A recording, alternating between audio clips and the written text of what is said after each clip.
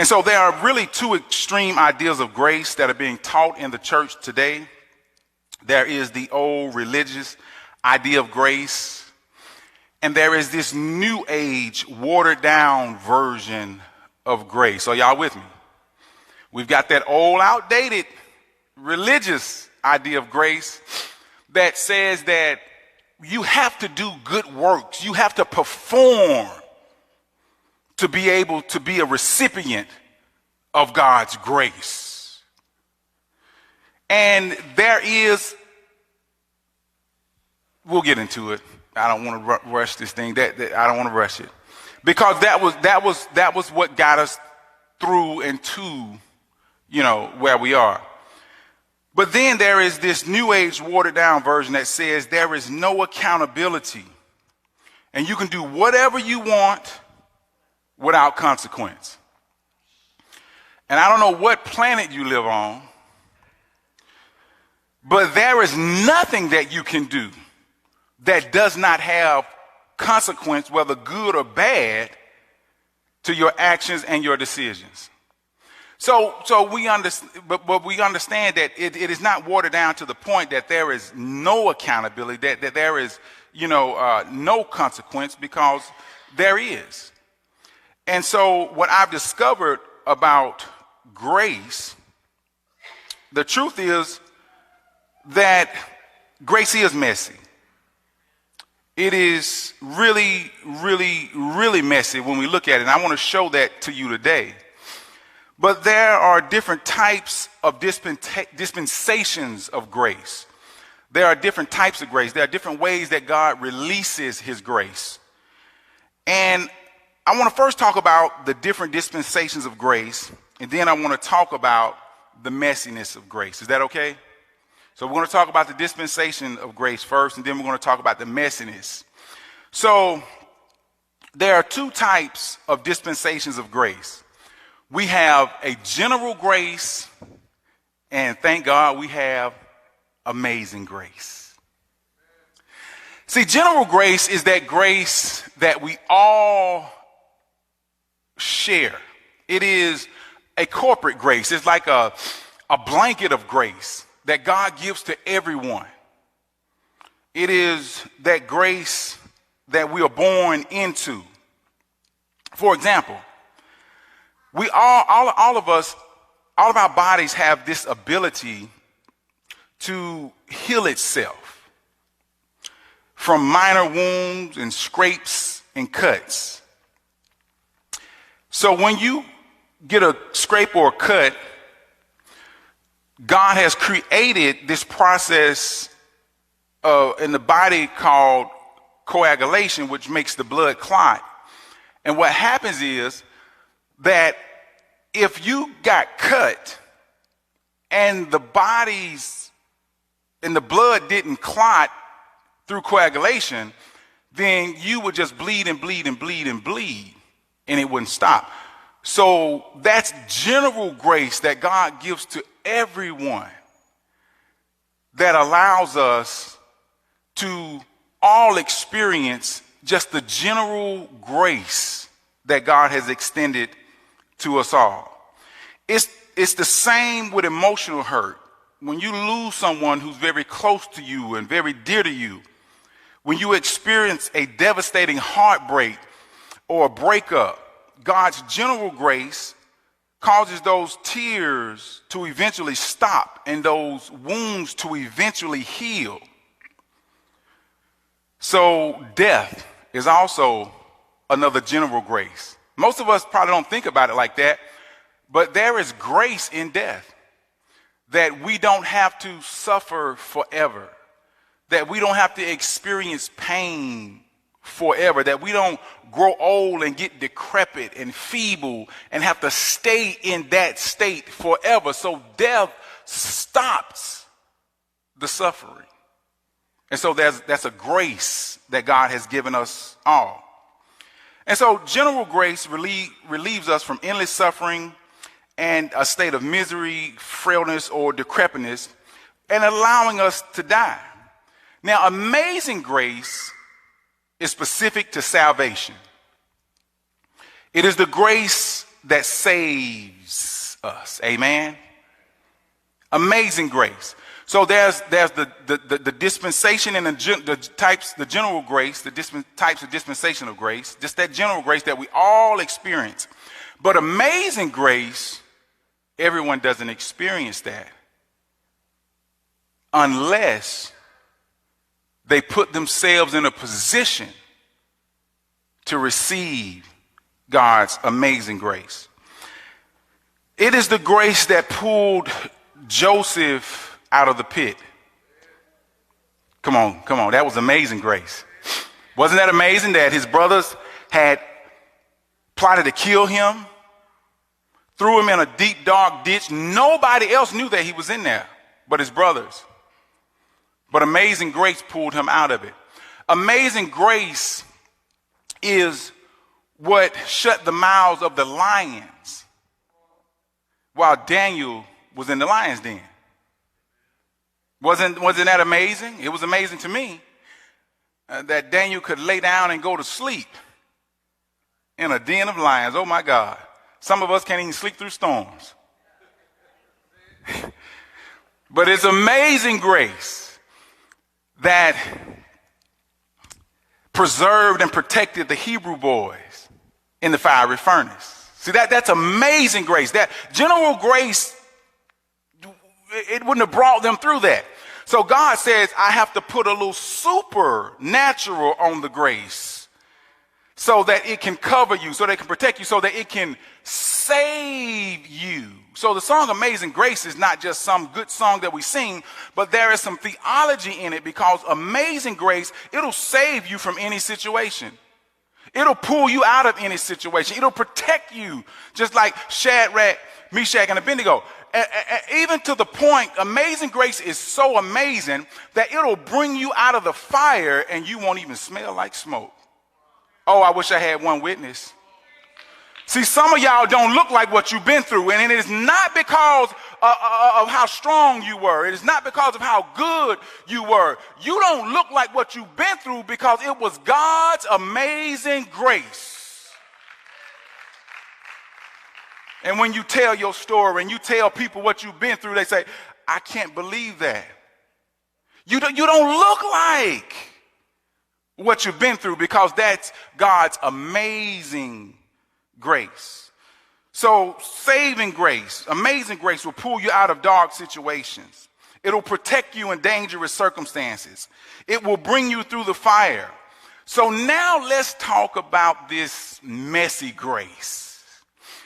So earlier, I told you that we have these two extreme ideas of grace. The one that old and religion and tradition teaches us that you have to be good enough to be able to deserve it. You have to perform to be able to deserve and receive God's grace. And then we have the new age watered down version that just says that you can do anything you want, however you want, wherever you want, as much as you want. And God is so good that he will forgive you and his grace will cover you. And so both of those are really extreme points or ideas. But I do believe that that when those two come together in a balanced way, we can really see what grace really is. See, whenever you mix any two extremes together, you're going to get a mess.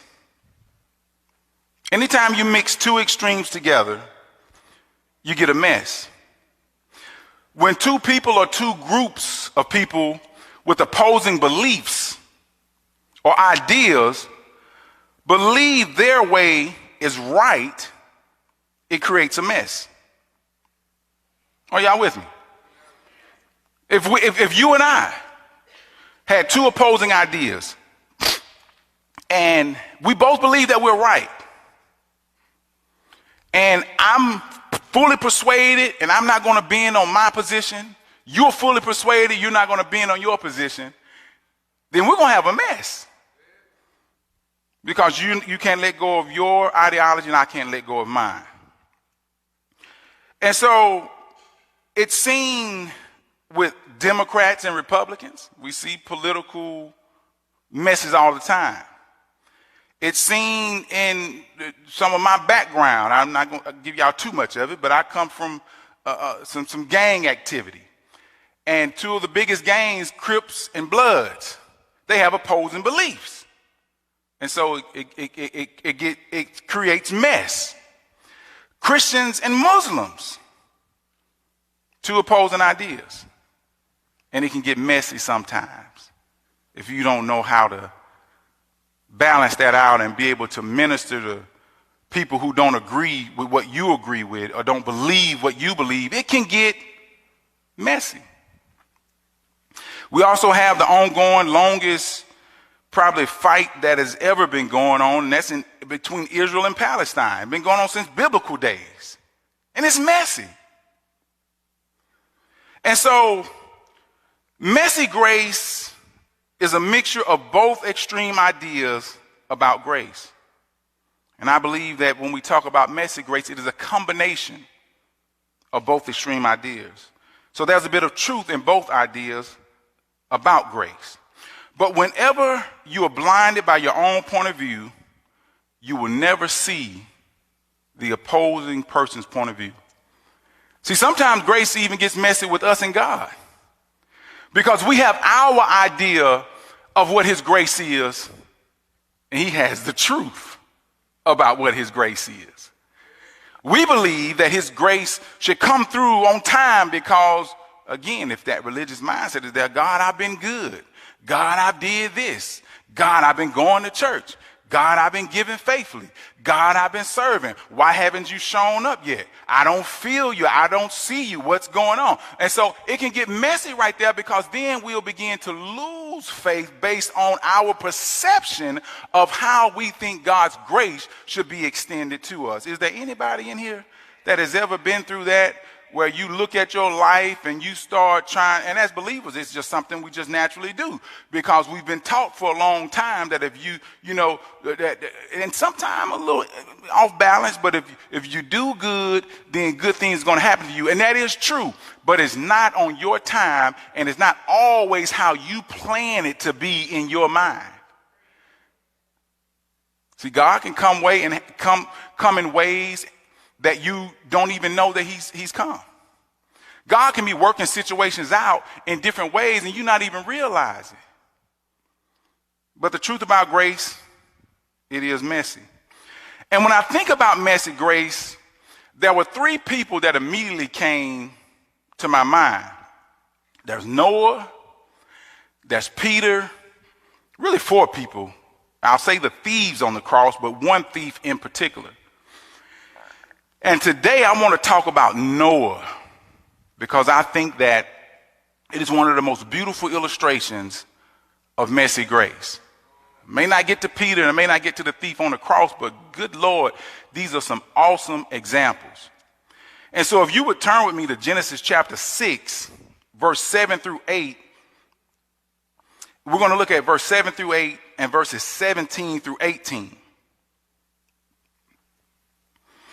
Then after that, we're going to look at Genesis 9, excuse me, Genesis 9, chapter 20 through 27. But let's look at Genesis chapter 6 first. Verse 7, and the Lord said, I will destroy man whom I have created from the face of the earth, both man and beast, and the creeping thing and the fowls of the air, for it repents me that I have made them. Verse 8, but Noah found grace in the eyes of the Lord. This is the first place that the word grace is actually mentioned in the Bible. So I thought it was very important to look at Noah first, because it says that he found grace in the eyes of God. Now watch this. He already had general grace, but here it is talking about amazing grace, because now God is about to do something amazing with him. See, whenever you find grace in the eyes of the Lord, God is doing something amazing in your life.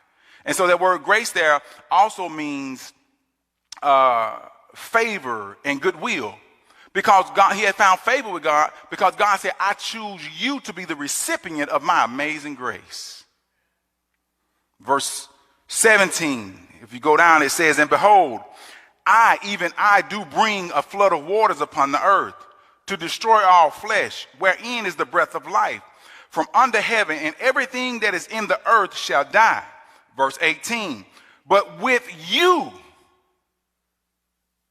See, amazing grace is specific and personal. See, general grace is just a blanket. It covers everybody. We all get to experience general grace. But he says, but with you. See, when you find grace in the eyes of the Lord, that amazing grace is specific and personal to you. And so he says, but with you will I establish my covenant. And you will come into the ark, you and your sons and your wife and your sons' wives with you. I love that, because amazing grace, even though it's personal to you, it affects everyone around you. See, that's why you when you know you are in covenant relationship with the right person, you need to stay there. Because if you hang around long enough with the right person, you are guaranteed to be blessed by association. See, sometimes it don't have, I'm satisfied with God. You don't have to bless me directly, but if you bless somebody close to me, I know that I'm going to get blessed too. And so God's amazing grace was directed at Noah, but his children and their wives were also blessed as a result of Noah finding grace in the eyes of the Lord. Now let's look at Genesis 9, verse 20 through 27, because I'm going somewhere here. And Noah began to be a man of the soil, and he planted a vineyard. Oh God, this is about to get real good. Check this out. All right, so we see, so first, Noah, the amazing grace is there. The call of God is there. The plan of God is there. Noah, you're going to save you and your family from destruction, which he did. He had to get all the animals on. So it wasn't an easy task. And Noah had to put up with this situation for 40 days and for 40 nights. And I'm sure the heaviness and the weight of that responsibility was weighing heavy on Noah. And so when Noah got off the boat, out of all the things Noah could have did, Noah said, man, I'm about to plant me a vineyard. Come on, I got to knock the edge off. I'm about to plant me a vineyard, and I'm going to take these grapes. I'm going to make me some wine, and I'm just going to enjoy it. I deserve this.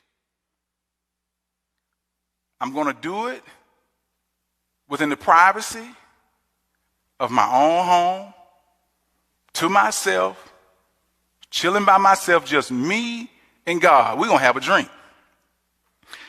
But verse 21 says, and he drank of the wine and became drunk.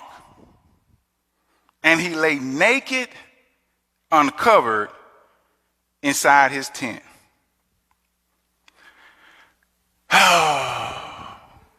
If y'all are religious, you might need to leave right now.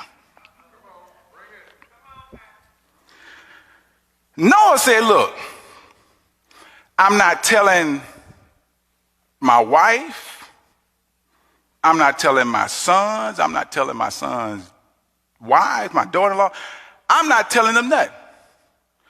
I'm just going to take this wine, go in my tent, I'm going to chill, I'm going to sit back, I'm going to kick up my feet, and I'm just going to have a celebratory drink. You know, when you're at the wedding, you may or may not participate, but, you know, you take a drink, and that's good. You just celebrate it, you know, with one glass of wine. But Noah said, you know what, the one wine tastes good. Makes me feel good. I think I have another. Then he had another. Then he had another. And then he got to a point where he was not even sober anymore. And the Bible says he became drunk. Then it gets a little messy because now he's not just regular drunk. He's what my daddy used to get, sloppy drunk. There were times I would come in and, oh Lord, I'm giving y'all too much of my life. I was a young boy, probably about 14, 15. Our dad used to let us drive his cars, even though it was illegal for us to drive. But he was one of the town drunks. And my dad would get started early in the morning. He was a veteran. So he had some issues, from seeing all of what he saw.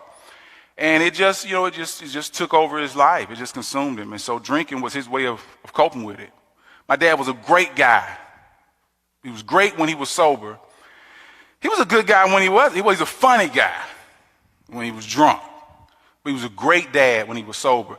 And the enemy had tried to trick me into thinking that my dad wasn't a good dad because he was a town drunk. My dad was a great dad. But his inability to control his addiction caused some issues, but he was a great dad. And so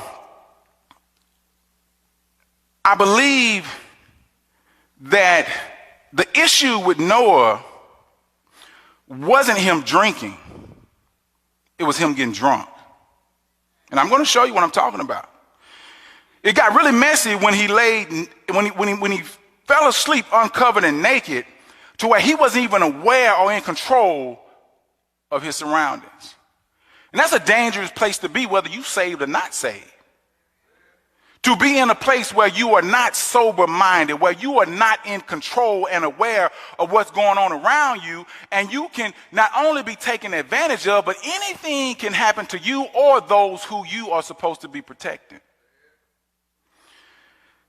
And my dad, I would come over to his house some days, and I find him passed out in the morning from his night of indulging.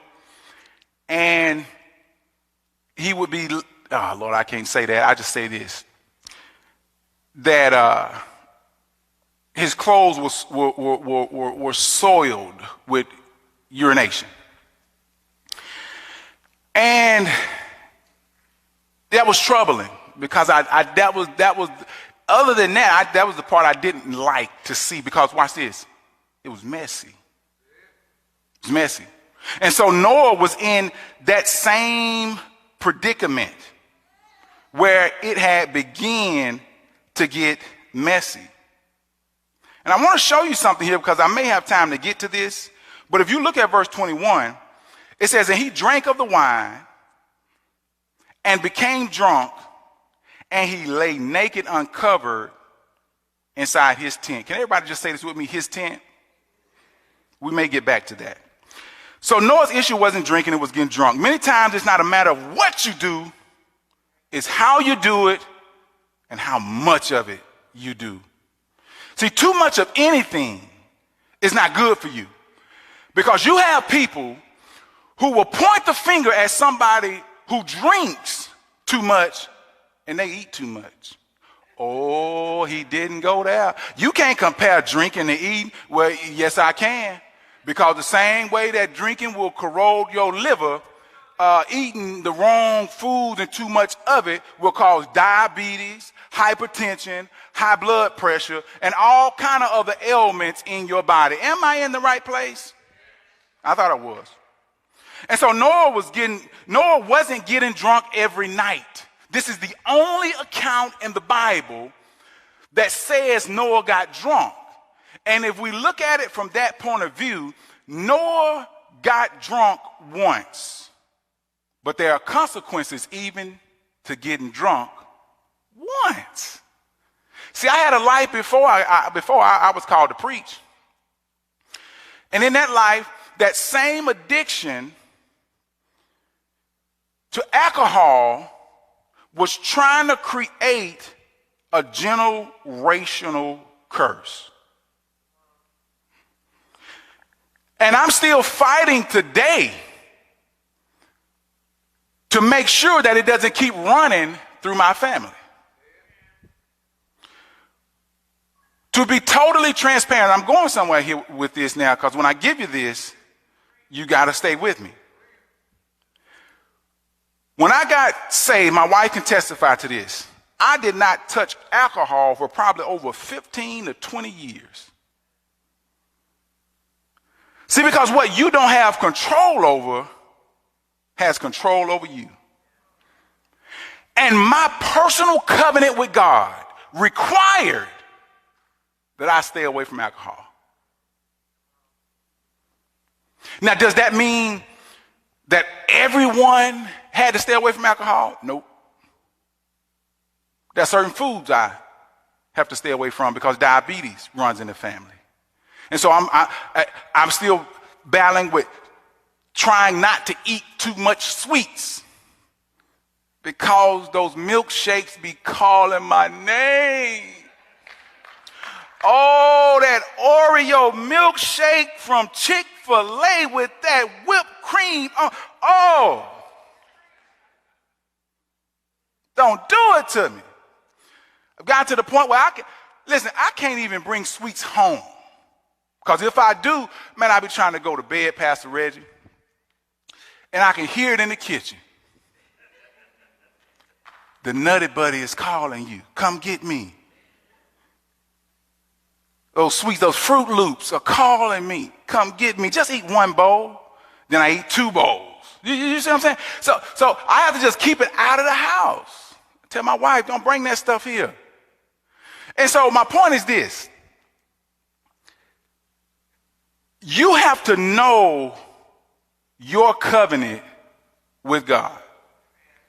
Your personal covenant.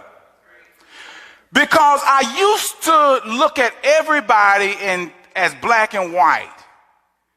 That if I don't do it, you shouldn't do it. That if it's bad for me, it's bad for you. If I can't control it, then you can't control it. Noah was not a drunk just because he got drunk once. Noah was not a drunk because his personal covenant allowed him to drink wine. Ephesians 5:17 through 18 says this. Now, this is where we're going to get into a little teaching before I get out of here. Wherefore be ye not unwise, but understanding what the will of the Lord is. Can I play with your theology for a minute here? When he says understanding what the will of the Lord is, the will of the Lord is not the same for every single person. Let me put some context to it.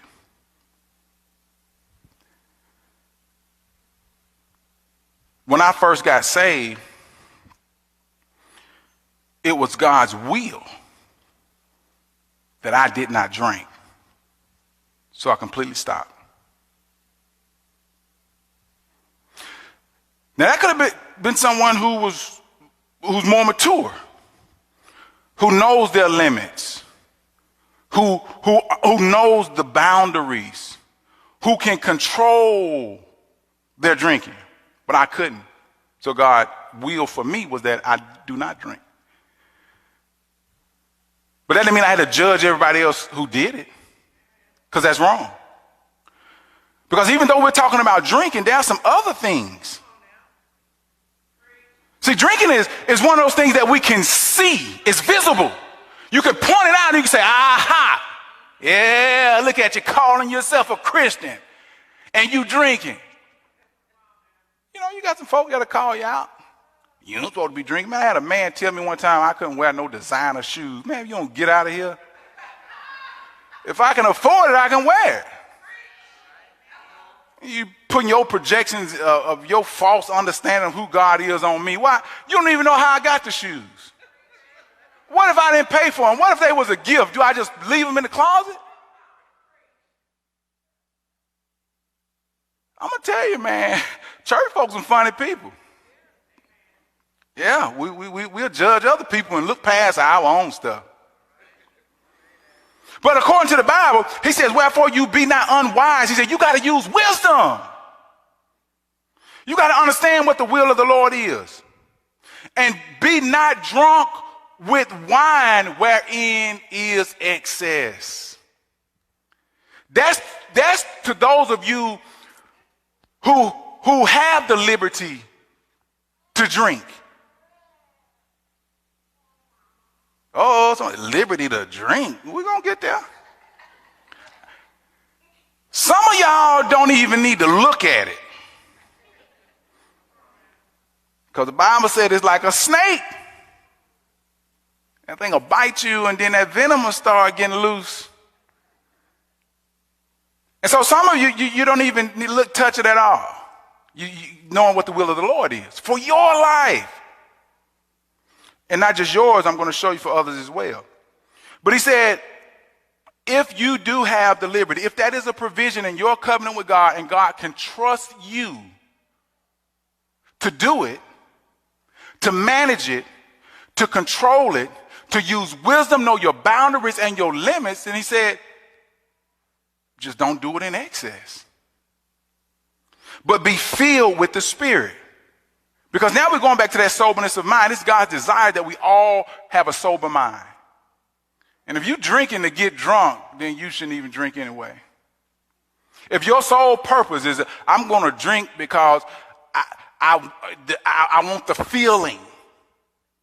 I want to be out of it. I used to think that I was cooler when I drank. Man, we make up all kind of justifications for our desire to do things. But a righteous man knows his covenant, and a wise man knows his limits. Well, Terry, you telling me I can drink? Nope, I never said that. Don't you get up here leave here lying on me. See, because that's between you and God. If you can drink, then you say God said I can. And then are you lying on God, or are you just saying that so you can do it?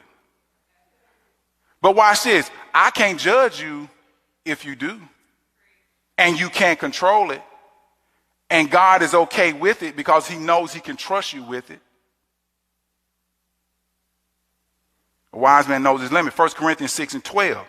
All things are lawful unto me. This is Paul talking. Master, doctor of the law.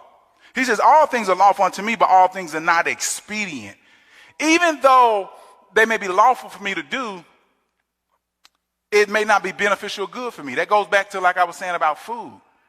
We all can eat food, but there are certain foods that you can't eat.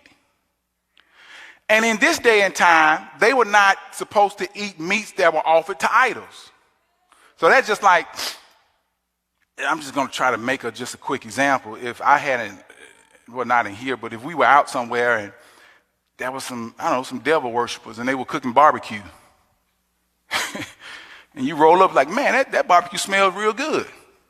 And when you get there, the name of the barbecue spot is the devil worshipers idol barbecue. And you get down there and say, yeah, we barbecue this food to the devil, Satan himself.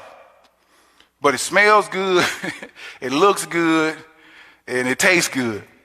And I'm talking about in this day and time. And they went up and said, hey man, let me get some of that barbecue.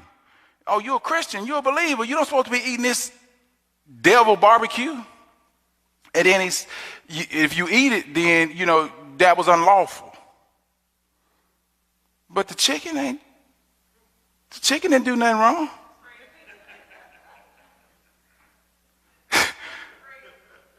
the chicken, so you saying I can't eat the chicken just because you said okay. See, that's that old religious stuff that they were doing up under the law. And he says that even in that case, all things are lawful for me, but I will not be brought under the power or control of any. Because if me eating this devil chicken is going to cause you to stumble and have a problem, then I'm not even going to eat it in front of you. And that's biblical. I told you, where was Noah at? Where was he at? Some of y'all going to get it in a minute. Where was that? He was in his tent. He was in the privacy of his own home. He wasn't out in public. He was in the privacy of his own tent. I hope y'all hear me with spiritual ears. 1 Corinthians 8 and 9, verse 9 and 10, verse 13. But take heed, unless by any means this liberty or freedom, because even with freedom and liberty, there's a responsibility. There is an accountability that we have to have. And I'm going to try to close here, but I want to make sure that I make this point very clearly. Even with your liberty and freedom to do the things that you can do, the provisions in your personal covenant with God, your personal relationship with God, you have to be mindful that it doesn't become a stumbling block to them that are weak. See, when you've been saved for a long time, when you've been walking with God for a long time, when you are mature in God, when you are experienced and seasoned with God, you understand things on a higher level than those who are immature, that have just come to God or haven't been with God as long as you have. So you have to even think about them. That because even though I may have the freedom and liberty to do it, their weak conscience may see me doing it and think that they can do it, then they indulge and it takes over their life and they can't control it like I control it because they don't know their limits, they don't know their boundaries, and then as a result, they fall away from the faith or get trapped in an addiction that they never should have had anything to do with, but they got exposed to it from me because I was experienced.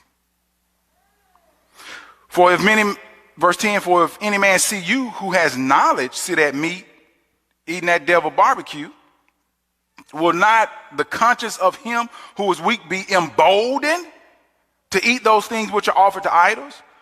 But then Paul brings it all the way back and he says, wherefore if eating meat causes my brother to offend, I will eat no flesh. Did he say at all? Come on. What did he say? While the world watches. I'm gonna eat my devil barbecue now. But I'm just not going to do it while if me eating, if I'm in front of somebody, if I'm eating it and it offends them and causes them to stumble. So even if you have that liberty, man, do it within the confines of, your own tent. Not where you are offending other people, because it could be innocent to you, but it could be harmful to someone else. So covering others requires that we be mindful of the things we do before them, especially those who are younger and weaker believers. We are covered to cover. We are given grace to give grace to others. Showing grace is when we cover a person's weakness, vulnerabilities, and shortcomings. If God's grace has ever covered you, it's only right that you do the same for others. There's a quote that says it's every man's obligation to put back into the world at least the equivalent of what he or she has taken out. I love that, because that lets me know that whatever grace has been extended to me, then it's my responsibility to extend it to others.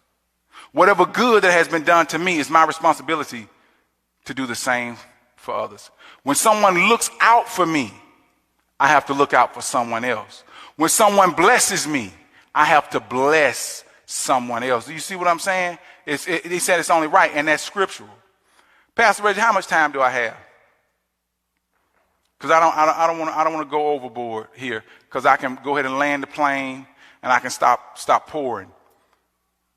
Okay, give me 5 minutes. Can y'all do that? Can y'all give me 5 minutes? All right, watch this. Let's go back to Genesis 9, verse 22. I told y'all it was going to get messy.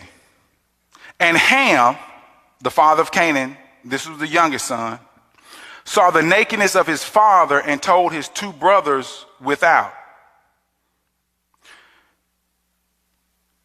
The first thing Ham did after he saw the nakedness of his father was he left him uncovered. He saw his dad laying there sloppy drunk, naked. And he left him there in that state, in that situation. Many times God will allow you to see someone else's mess just to test you, to see what you'll do. Some people, if you're a messy person, you'll pick it up and you'll carry it and you'll drop it off somewhere. Yeah, I bet you didn't know that about Noah, did he? Thinking he's somebody, talking about he built the ark for God. Yeah, same Noah been preaching all these years, talking about it's gonna rain. Yeah, they'll do it.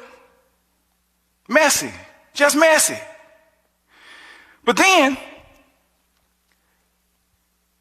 the worst thing wasn't that Ham told, the worst thing was that he left his father in that state, in that condition. Galatians 6:1 says, brethren, if a man be overtaken in a fault, you which are spiritual, restore such a one in the spirit of meekness, considering yourself, unless you also be tempted. See, it is important to understand that Ham was the youngest son, so he was immature. He was inexperienced. He was young. And immature people respond like immature children. They tell everything. Mama, look at what I did. Mama, look at this. They just tell everything. Because he was immature, so that was natural. But look at who he told. He told his brothers. Now, when I think of brothers, I think of other believers. He didn't even run to the world. He went and told and spread mess between other believers. Told his brothers. See, mess can only spread if you carry it.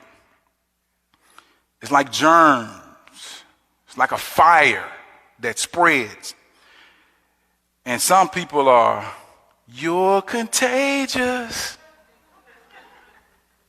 Some people are just contagious. And boy, if they get close to the mess, they're going to pick it up and they're going to carry it. Notice that Ham told his brothers without, which means they were away from the tent. He had to go find them. Oh, man, y'all getting quiet on me. Now, you got to stay with me. Look, if you ain't that person, you know somebody. Come on now. He come in, see the mess. He don't cover up the mess. He's glad to have the mess. Runs out of the tent away from the mess. Takes the mess somewhere else. He leaves and goes and finds somebody to tell the mess to.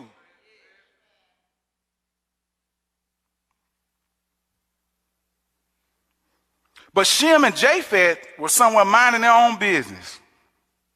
And Ham brings this mess to them. If you notice, mess multiplies when it's not covered. Because Ham told Shem and Japheth, and it doubled immediately. See, mess can only stop spreading when it falls into the hands of the right people. And that's why Genesis 9 and verse 23 says, and Shem and Japheth took a garment.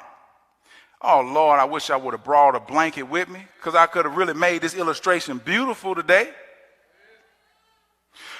But just imagine, they come in, they hear it, and watch this, they immediately run to it.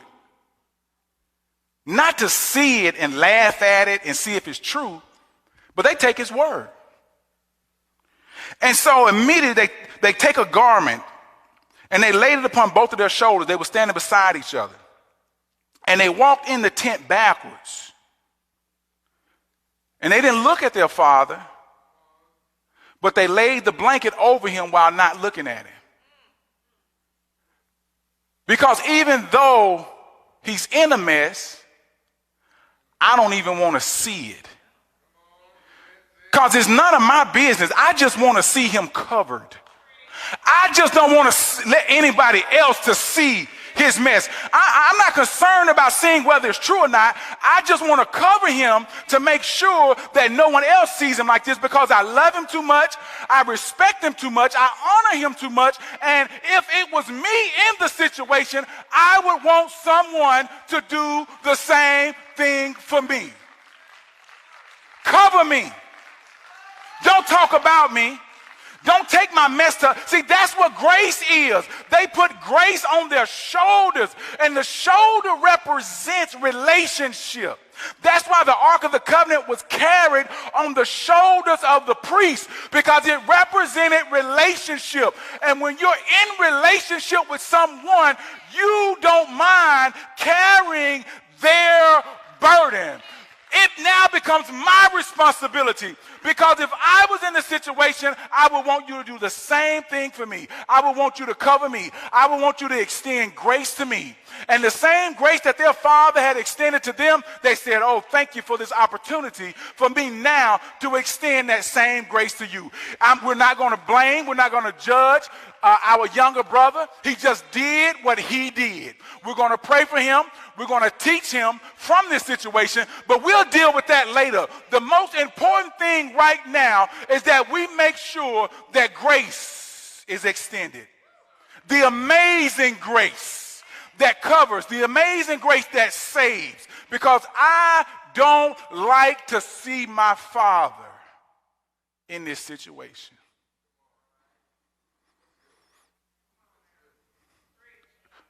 So grace can get messy. But grace covers. In the same way that God's grace has been extended to us. See, the difference between us and Noah is you just didn't get caught.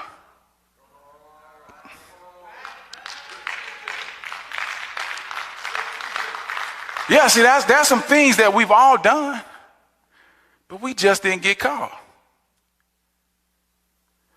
But when we see someone else exposed, it's our responsibility to extend grace to others, because messy grace truly does cover. Let us pray. Father, we bless you, we honor you, we thank you for this time that we've been given to be here with you, to worship in your presence,